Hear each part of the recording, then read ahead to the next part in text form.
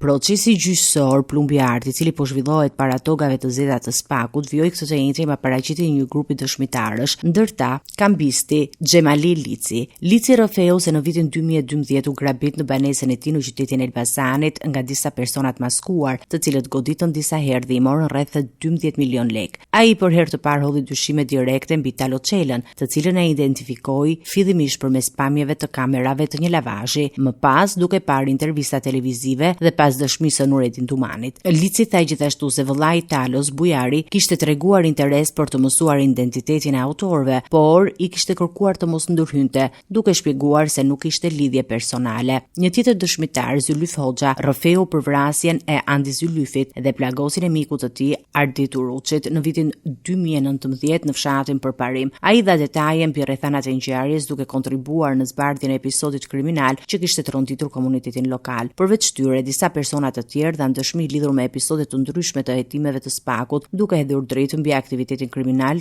të organizuara dhe në rolin e të pandehurve në këtë proces. Hetimet e Spakut po përqendrohen në lidhjen mes ngjarjeve të dhunshme të viteve të kaluara dhe mënyrën se si krimi i organizuar vepronte në qytete të ndryshme. Autoritetet po përpiqen të sigurojnë një pasqyrë të qartë në secilin rast, duke mbledhur dëshmi të drejtpërdrejta dhe të verifikueshme. Spak njoftoi se javën e ardhshme do të paraqisë pjesë të tjera të dëshmive, të cilat do t'i kontribuojë me informacione të reja për ngjarjen e ndodhur, duke bërë pjesë e procesit që synon zbardhjen e plotë të dosjes plumbi i art.